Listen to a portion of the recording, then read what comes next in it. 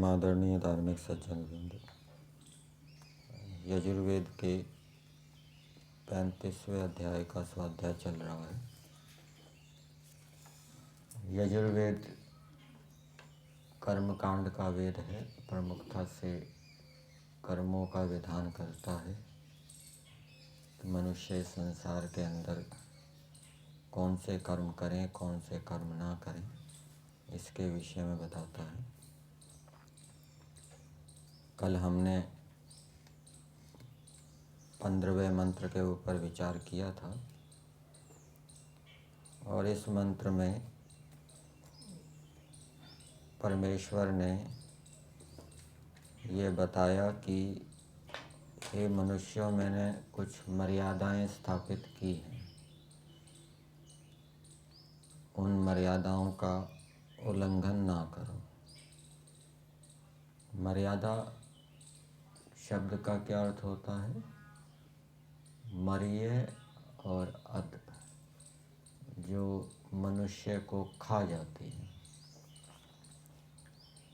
यदि हम अधर्म आचरण करेंगे, अन्याय युक्त व्यवहार करेंगे, हिंसा करेंगे, चोरी करेंगे, झूठ बोलेंगे, स्वार्थ से युक्त होंगे, तो ये मर्यादाएं हैं, ये हमें खा जाएगी, ये आत्मा का विनाश करेगी। और यहाँ पर मंत्र में परिधि शब्द दिया है। परिधि का अर्थ होता है जो चारों ओर से धारण करने वाला। पाप आचरण, असत्य आचरण हमें चारों ओर से धारण तब करेगा जब हमारी पाप आचरण से घृणा होगी, अप्रीति होगी। तब ये जो पाप आचरण है, अन्याय युक्त व्यवहार है, ये हमें चारों ओर से धारण करेगा। और सत्य आचरण, शुभ आचरण भी हमें धारण करने वाला है। शुभ आचरण को यदि हम व्यवहार के अंदर लाएंगे तो वो हमें अच्छे अच्छे गुणों से, विद्याओं से धारण करेगा। और पाप आचरण से यदि हम पृथक रहेंगे, उनके प्रति अप्रीति होगी, घृणा होगी, उनको यदि हम व्यवहार के अंदर नहीं लाएंगे तो वो भी हमें धारण करने वाले होंगे, अच्छे अच्छे गुणों से, विद्याओं से। और मंत्र के अंदर दूसरे के धन को अन्याय युक्त व्यवहार से लेने का निषेध किया है। और धन की पवित्रता को मनुस्मृति के अंदर सबसे प्रमुख कहा है। सर्वेषामेव शौचानाम अर्थ शौचम परम स्मृतम। जितनी भी पवित्रताएं हैं, उन सभी पवित्रताओं में धन की पवित्रता सबसे बड़ी है। धन की यदि पवित्रता नहीं है, व्यक्ति और कितना ही स्वाध्याय करता रहे, ध्यान करता रहे, सत्संग करता रहे और कुछ करता रहे, तो उसकी उन्नति प्रगति नहीं होगी। मूल ये है, सर्वेषामेव शौचानाम अर्थ शौचम। ऋषियों ने ये कहा है, सबसे प्रमुख पवित्रता धन की पवित्रता है। न्याय युक्त व्यवहार से हम धन का अर्जन करें, अन्याय युक्त व्यवहार से ना करें। और कल के मंत्र में ये भी बताया कि हे मनुष्यों, तुम मृत्यु को दबाओ, मृत्यु को दूर भगाओ, बीच में मृत्यु तुम्हारे ऊपर हावी ना हो जाए, तुम अकाल मृत्यु को प्राप्त ना हो। और उसके लिए साधन भी बताया कि किस उपाय से हम मृत्यु से, अकाल मृत्यु से बच सकते हैं। क्या उपाय बताया था? पर्वतेन, ज्ञान और ब्रह्मचर्य से। ज्ञान और ज्ञान को प्राप्त करो, ये प्रेरणा दी, और ब्रह्मचर्य का पालन करो। ज्ञान की गड़बड़ी के कारण, उल्टे ज्ञान के कारण व्यक्ति अनुचित इच्छाएं करता है। जीवात्मा के विषय में ठीक ज्ञान नहीं होगा तो वो जीवात्मा के विषय में अनुचित इच्छाएं करेगा, और वो जब इच्छाएं पूरी नहीं होगी तो फिर वो दुखी होगा। सांसारिक पदार्थों के विषय में, सांसारिक व्यक्तियों के विषय में यदि उसका ठीक ज्ञान नहीं होगा तो वो अनुचित इच्छाएं करेगा, और अनुचित इच्छाएं जब पूरी नहीं होगी तो फिर वो क्लेशों से युक्त होगा। क्रोध क्यों आ रहा है? क्योंकि उसने अनुचित इच्छा की। अनुचित इच्छा क्यों की? क्योंकि उसका ज्ञान ठीक नहीं है। लोभ क्यों उत्पन्न हो रहा है? क्योंकि उसने अनुचित इच्छा की। और अनुचित इच्छा क्यों की? क्योंकि उसका ज्ञान ठीक नहीं है। इसी प्रकार से भय उत्पन्न होता है। भय भी उत्पन्न क्यों होता है? अनुचित ज्ञान के कारण। ठीक ज्ञान न होने के कारण व्यक्ति क्या है? भयभीत होता है। तो ज्ञान हमारा ठीक हो उसके लिए हमें विद्या को प्राप्त करना चाहिए, और वो विद्या हमारी उपस्थित रहे उसके लिए हमें ईश्वर की उपासना के साथ साथ उसकी जो आज्ञा है अहिंसा रूप, उस आज्ञा को यदि हम पालन करेंगे तो जो हमारी पड़ी हुई विद्या है वो उपस्थित रहेगी, हमारा ज्ञान ठीक काम करेगा, और ज्ञान के ठीक काम करने से हम ठीक इच्छाएं करेंगे, गलत विचार नहीं करेंगे, उससे ये जो क्लेश हैं ये उत्पन्न नहीं होंगे। आज का मंत्र है मंत्र संख्या 16। अग्न आयुंषि पवस आसुवोर्जमिषं च नः आरे बादस्व दुच्छुनाम। इस मंत्र का विनियोग बृहद यज्ञ में भी किया जाता है। बृहद यज्ञ में इस मंत्र को हम बोलते हैं, और इस मंत्र का देवता है अग्नि, और इसकी भूमिका में दिया है कौन मनुष्य दीर्घ अवस्था वाले होते हैं। दीर्घ अवस्था कैसे प्राप्त करें उसका उपाय इस मंत्र के अंदर बताया है। भावार्थ के अंदर हमें इसका उत्तर मिलेगा। भावार्थ में लिखा है, जो मनुष्य दुष्टों का आचरण और संग छोड़ के, तो दीर्घ अवस्था यदि चाहिए तो दुष्टों का आचरण छोड़ना पड़ेगा, और उनका संग भी छोड़ना पड़ेगा, उनके साथ उठना बैठना खाना पीना छोड़ के परमेश्वर और आत्म सत्यवादी विद्वान की सेवा करते हैं। परमेश्वर की सेवा अर्थात परमेश्वर की आज्ञा का पालन करते हैं। आप्त सत्यवादी जो ऋषि मुनि लोग हैं उनके अनुकूल चलते हैं, उनके निर्देशों का पालन करते हैं। वे धन धान्य से युक्त हुए दीर्घ अवस्था वाले होते हैं। तो दीर्घ अवस्था की प्राप्ति का उपाय क्या है? कुसंगति से व्यक्ति बचे, गलत आचरण से बचे, अच्छा आचरण करे, और विद्वानों का संग करे, उनके निर्देशों का पालन करे। मंत्र के शब्द हैं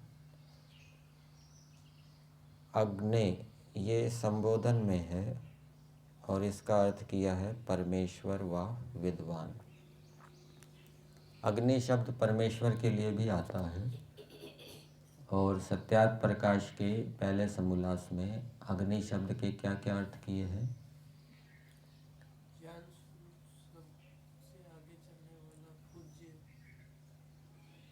वहाँ पर एंचु गति पूजनयो इस धातु से अग्नि शब्द की निष्पत्ति की है, सिद्धि की है, और वहाँ पे आपको अर्थ मिलेंगे ज्ञान स्वरूप, सर्वज्ञ, जानने योग्य, प्राप्त होने योग्य, सत्कार करने योग्य, ये अग्नि के अर्थ किए हैं। परमेश्वर ज्ञान स्वरूप है, ज्ञान गुण वाला है, ईश्वर का ज्ञान गुण है। जीवात्मा का भी ज्ञान गुण बताया गया है, इच्छा द्वेष प्रयत्न सुख दुख ज्ञानानि आत्मनो लिंगानि। लेकिन वहाँ पर ज्ञान का अर्थ हम क्या करते हैं जीवात्मा के परिप्रेक्ष्य में? जीवात्मा के अंदर जानने का सामर्थ्य है, सीखने का सामर्थ्य है। ईश्वर के अंदर सीखने का सामर्थ्य भी है, जानने का सामर्थ्य भी है। जीवात्माओं के कर्मों को जानता है, सृष्टि को जानता है, देखता है, सुनता है। उसके साथ साथ उसका अपना ज्ञान भी है। अनेक प्रकार की विद्याएं भी हैं, वो हमेशा उसके पास रहती है। ये विशेषता ईश्वर के ज्ञान में हो जाएगी। और ईश्वर सर्वज्ञ है, सबको जानने वाला है। अरबों खरबों लोक लोकांतर हैं, उनके अंदर विभिन्न प्रकार के पदार्थ हैं, सभी के विषय में परमेश्वर जानता है। तो परमेश्वर और विद्वान से प्रार्थना की जा रही है, हे अग्नि आयुंषी पवस, आप हमारी आयु को पवित्र करो। आयु शब्द के यहाँ पर दो अर्थ दिए हैं। वैसे आयु शब्द का अर्थ तो एक अर्थ तो आप जानते ही होंगे, जो जीवन काल है उसको आयु कहते हैं। जीने का जितने समय तक प्राणी जिएगा कर्मों के अनुसार, जीवन काल, उसको आयु कहा जाता है। योग दर्शन के अंदर जो कर्मों का फल विपाक के रूप में मिलता है, जाति, आयु और भोग, तो वो आयु का मतलब होता है जितना वो जिएगा कर्मों के अनुसार। और एक दूसरा शब्द होता है वयः। वयः को कहते हैं अवस्था। वो जितना जी चुका, 20 साल जी चुका तो 20 साल उसकी वयः हो गई। तो यहाँ पर प्रार्थना की है परमेश्वर से भी और विद्वानों से भी कि आप हमारी आयु को पवित्र कीजिए। आयु तो काल है, काल क्या पवित्र होगा? काल तो कोई पवित्र और अपवित्र होता नहीं है। तो काल सीधा अर्थ तो घटेगा नहीं है, लक्षणा से करना पड़ेगा। काल के अंदर जो हम व्यवहार करते हैं, जीवन काल के अंदर जो हम व्यवहार करते हैं, शरीर से, मन से, वाणी से, परमेश्वर से प्रार्थना की है कि आप उन व्यवहारों को पवित्र कीजिए। हम पवित्र व्यवहार करें, अपवित्र व्यवहार ना करें। और ये प्रार्थना विद्वान से भी की है और परमेश्वर से भी की है। तो परमेश्वर हमारे जीवन को पवित्र करने वाला है, हमारे व्यवहार को पवित्र करता है। और विद्वान लोग भी हमारे व्यवहारों को पवित्र करते हैं, शुद्ध करते हैं। परमेश्वर हमारे व्यवहार को शुद्ध कैसे करता है, पवित्र कैसे करता है?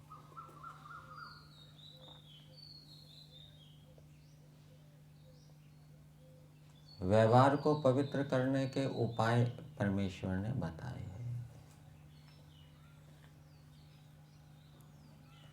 सत्पुरुषों का संग करो, संध्या उपासना करो, स्वाध्याय करो, आत्मनिरीक्षण करो, संकल्प आदि लो, और अच्छे व्यवहारों के जो लाभ होते हैं उनको जानो, गलत व्यवहारों की जो हानियां हैं उनको जानो।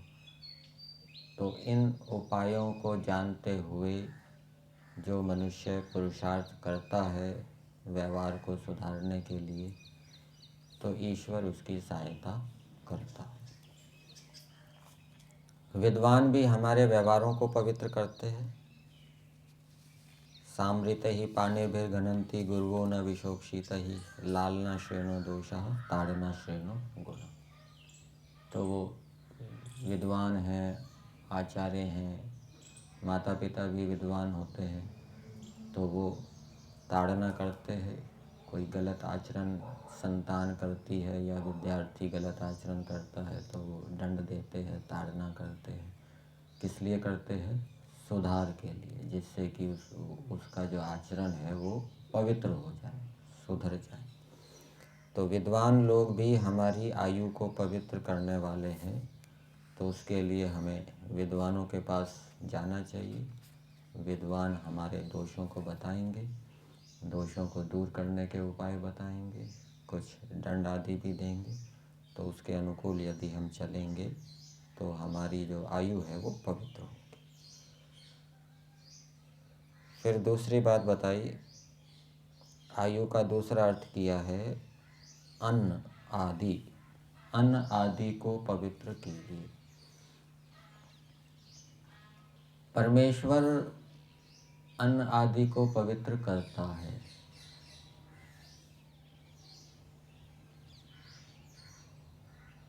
और विद्वान लोग भी शुद्ध अन्न कैसे उत्पन्न करें उसके उपाय बताते हैं। भूमि के अंदर कैसी खाद डालें, कैसे पदार्थ डालें, खेती किस प्रकार से करें, बीजों का संस्कार किस प्रकार से करें जिससे कि शुद्ध फल हो, शुद्ध फसल हो, ठीक है ना। यज्ञ आदि करें, तो यज्ञ आदि करेंगे, जलवायु की शुद्धि होगी, भूमि की शुद्धि होगी। और बीजों का भी हम संस्कार करेंगे, खेतों के अंदर अच्छी खाद डालेंगे, तो उससे जो अन्न है वो क्या है, पवित्र होगा, शुद्ध होगा। तो ये विद्वान लोग उपाय बताते हैं। और ईश्वर भी शुद्ध अन्न को उत्पन्न करता है, लेकिन मनुष्य वातावरण को बिगाड़ देता है, पर्यावरण को प्रदूषित कर देता है। मनुष्य की गड़बड़ी के कारण, वातावरण को बिगाड़ने के कारण, अनुचित साधनों का उपयोग करने के कारण दूषित अशुद्ध अन्न उत्पन्न होता है। यदि ये मनुष्य गड़बड़ी ना करे तो ईश्वर तो शुद्ध अन्न ही उत्पन्न करने वाला है। और शुद्ध अन्न कैसे उत्पन्न होता है इसका उपाय भी परमेश्वर ने वेदों के अंदर बताया है। तो परमेश्वर अन्न को शुद्ध करने वाले हैं, विद्वान भी अन्न को शुद्ध करने वाले हैं। परमेश्वर आयु को पवित्र करने वाले हैं, विद्वान भी आयु को पवित्र करने वाले हैं। फिर अगली चीज़ बताई, आसुव ऊर्जम ईशम च नः। हमारे लिए नः, हमारे लिए ऊर्जम बल और ईशम विज्ञान को अच्छी प्रकार से उत्पन्न कीजिए। ईश्वर से प्रार्थना की है कि आप हमारे अंदर विज्ञान को उत्पन्न कीजिए। विज्ञान और ज्ञान दोनों में अंतर है। ज्ञान तो वो है जिसको हम सुनकर पढ़कर जानते हैं, वो ज्ञान हो गया। और विज्ञान विशेष ज्ञान, उस वस्तु का हमें गुणों का, कर्मों का साक्षात्कार हो जाए, यथार्थ बोध हो जाए, किसी प्रकार का संशय ना रहे, भ्रांति ना रहे, ये विज्ञान होता है। सुनने के बाद, पढ़ने के बाद भी संशय बने रहते हैं। तो संशय बने हुए हैं तो इसका मतलब ये है कि उस पदार्थ के विषय में अभी विज्ञान नहीं हुआ। और जब संशय दूर हो जाएंगे, भ्रांतियाँ दूर हो जाएंगी, तो वो विज्ञान उत्पन्न होता है। और विज्ञान कैसे उत्पन्न होता है उसके उपाय परमेश्वर ने बताए। ऋतंभरा प्रज्ञा का विषय आया है योग दर्शन के अंदर। ऋतंभरा प्रज्ञा, जिसमें कि हमें श्रुत अनुमान प्रज्ञाभ्याम, आगे क्या है, अन्य, आगे अन्य विषय, आगे विशेषार्थत्व। तो ऋतंभरा प्रज्ञा जिसमें सुने हुए और अनुमान किए हुए ज्ञान से अन्य ज्ञान होता है, विशेष ज्ञान होता है, ठीक है ना, विज्ञान होता है ऋतंभरा प्रज्ञा। और ऋतंभरा प्रज्ञा किसको प्राप्त होती है, विशेष ज्ञान किसको प्राप्त होता है, जो वैराग्य से युक्त होता है। वैराग्य से युक्त होगा, समाधि लगेगी, समाधि में ऋतंभरा प्रज्ञा की प्राप्ति होगी, विशेष ज्ञान की प्राप्ति होगी। और वैराग्य भी किसको होगा, वैराग्य किसको होगा, जिसको विवेक होगा। विवेक किसको होगा, जो योग के अंगों का अनुष्ठान करेगा। यम नियम आदि जो योग के अंग हैं उनका अच्छी प्रकार से अनुष्ठान करेगा, अहिंसा रूप जो धर्म है उसका अच्छी प्रकार से पालन करेगा, ईश्वर की भी उपासना करेगा और उसके साथ साथ श्रवण मनन निधिध्यासन आदि का उपयोग करेगा, उसको विवेक होगा, विवेक से वैराग्य होगा, वैराग्य से समाधि होगी, समाधि होने से विशेष ज्ञान होगा। और विशेष ज्ञान ऐसा नहीं है कि वो केवल समाधि में ही प्राप्त होता हो, समाधि से पहले भी विशेष ज्ञान प्राप्त होता है। कि जो वैराग्य हुआ ये किससे हुआ? ये विशेष ज्ञान से ही हुआ वैराग्य, और उसके बाद समाधि लगी। तो विशेष ज्ञान समाधि से पहले भी प्राप्त होता है, वो नीचे स्तर का विशेष ज्ञान होता है, समाधि में ऊंचे स्तर का विशेष ज्ञान प्राप्त होता है। और वो विशेष ज्ञान का संबंध हमारे शुद्ध आचरण के साथ है, विशेष ज्ञान का संबंध हमारे ईश्वर की उपासना के साथ है, विशेष ज्ञान का संबंध हमारी अभ्यास के ऊपर है। हम विद्या का अभ्यास कैसे करते हैं, कितना पुरुषार्थ करते हैं उसमें। तो इस प्रकार से परमेश्वर विशेष ज्ञान को उत्पन्न करता है। उसने ये उपाय बताए हैं, जो इन उपायों का अनुष्ठान करता है, पुरुषार्थ करता है, फिर उसकी ईश्वर सहायता करता है। विद्वान लोग भी, विद्वानों से भी प्रार्थना की गई है कि आप हमारे लिए विशेष ज्ञान को उत्पन्न कीजिए। विशेष ज्ञान आएगा कहाँ से? विशेष ज्ञान का आश्रय क्या है? ईश्वर है। विद्वान तो विशेष ज्ञान का आश्रय नहीं है, उनके पास यदि विशेष ज्ञान होगा तो वो तो नैमित्तिक होगा। तो विद्वानों का संग करने से, जिनके पास विशेष ज्ञान है उनका संग करने से और उनके द्वारा बताए गए निर्देशों का पालन करने से हम भी उनके जैसे विशेष ज्ञान से युक्त हो सकते हैं। फिर अगली बात बताई है, आरे बादस्व दुच्छुना। इसमें जो पहली प्रार्थना की थी, आप हमारे जीवन को पवित्र कीजिए, जीवन को पवित्र करने के लिए ईश्वर की स्तुति करनी भी आवश्यक है। ईश्वर की हम और उपाय तो बताए थे मैंने, स्वाध्याय है, सत्संग है और ध्यान आदि है। ईश्वर की स्तुति से भी हमारे अंदर पवित्रता आती है। जब हम ईश्वर के गुण कर्म स्वभावों को जानते हैं, उसका कीर्तन करते हैं, तो उससे हमारे ऊपर भी प्रभाव पड़ता है। अथर्ववेद के अंदर एक मंत्र आता है, वहाँ पर दृष्टांत दिया है कि जैसे धेनु, धेनु किसे कहते हैं? दूध देने वाली गाय। जैसे दूध देने वाली गाय बछड़े के लिए प्रेम से रांबती है, वैसे ही मनुष्यों को प्रेम पूर्वक ईश्वर की स्तुति करनी चाहिए। मंत्र है, अभिवत्सम न स्वसरेषु धेन्वा इंद्रम गीर्भिर्नवामहे। नवामहे ये नु धातु है, नु धातु स्तुति अर्थ में है। वाणियों से, वेद वाणियों से हम प्रेम पूर्वक वेद वाणियों से ईश्वर की स्तुति करें, जैसे गाय प्रेम पूर्वक बच्चों के लिए रांबती है। तो जब हम प्रेम पूर्वक श्रद्धा पूर्वक ईश्वर की स्तुति करेंगे तो उससे भी हमारे जीवन के अंदर पवित्रता आएगी। फिर अंतिम प्रार्थना है मंत्र के अंदर, आरे बादस्व दुच्छुनाम। इसका अर्थ किया है, दूर कुत्तों के तुल्य दुष्ट हिंसक प्राणियों को। कुत्तों की उपमा दी है, शुनाम है, श्वन शब्द है, श्वन का षष्ठी का बहुवचन क्या हो जाएगा? शुनाम। शूनः, शूनोः, शुनाम।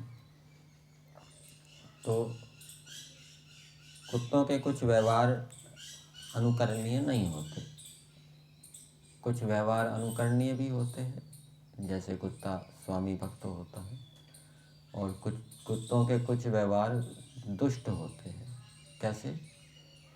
जैसे वो अपनी जाति वालों से ही वैर करते हैं, ठीक है ना। और वमन का उदाहरण दिया है योग दर्शन के अंदर, अपनी की हुई वमन को ही चाटते हैं, मतलब कि जो संकल्प किया उस संकल्प को तोड़ देते हैं, संकल्प का भंग कर देते हैं, वैर विरोध रखते हैं। तो ये इस प्रकार के कुत्तों के तुल्य ये हिंसक प्राणी हैं। वैर करना हिंसा है, अहिंसा क्या है? वैर त्याग, और वैर करना हिंसा है, ईर्ष्या द्वेष आदि करना। तो जो ईर्ष्या द्वेष घृणा क्रोध आदि करते हैं वो हिंसक प्राणी हैं। तो उनके लिए प्रार्थना की है परमेश्वर से, विद्वानों से भी प्रार्थना की है कि ऐसे प्राणियों को आरे दूर व समीप में बाधस्व ताड़ना विशेष दीजिए। तो हिंसक प्राणियों के लिए प्रार्थना की है कि वो इनकी ताड़ना करें, ठीक है, उनको उनके पाप कर्मों के अनुसार ईश्वर उनको दंड दे, जिससे कि उनकी बुद्धि ठीक काम करे। तो इस प्रकार की प्रार्थनाएं यदि हम दुष्ट प्राणियों के लिए करेंगे, दुष्ट मनुष्यों के लिए करेंगे, तो उनके प्रति हमारे मन में कोई वैर भाव उत्पन्न नहीं होगा,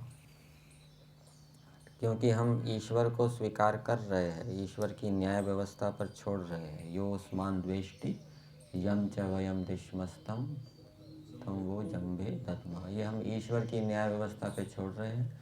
तो ईश्वर की न्याय व्यवस्था पे छोड़ने पर फिर हमारे अंदर वैर द्वेष भाव उत्पन्न नहीं होगा। तो ऐसी प्रार्थनाएं भी करनी चाहिए। जहाँ हमारा बस नहीं है, अब कोई अधिकारी व्यक्ति है, उसके नियंत्रण में दुष्ट व्यक्ति हैं, तो वो तो ताड़ना कर सकता है अपने अधिकार का प्रयोग करते हुए।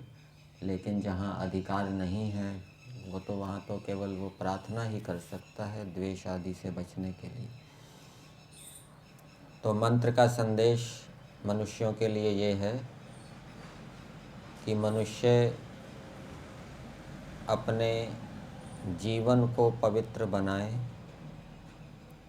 और शुद्ध अन्न आदि का प्रयोग करें, अपने बल को बढ़ाएं, बल को, शरीर के बल को, बुद्धि के बल को उत्पन्न करें, विज्ञान को भी उत्पन्न करें।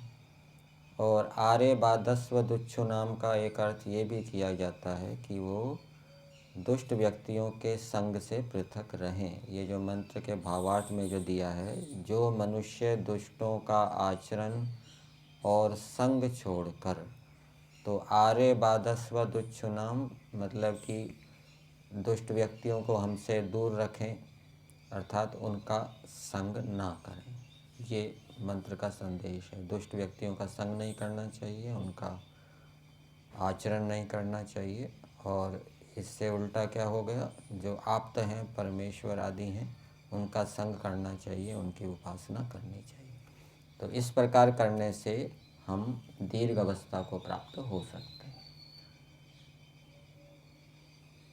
केवल यही नहीं है, उसके साथ साथ पदार्थ विद्या भी होनी चाहिए। ये तो आचरण से संबंधी बात बताई है, पदार्थ विद्या भी इसके अंतर्गत आ जाएगी, ठीक है ना। ईश्वर की सेवा करना, ईश्वर की सेवा, ईश्वर चाहता है कि ये विद्वान बने, विद्या को प्राप्त करें, उसका उपयोग करें। पदार्थ विद्या भी होनी चाहिए।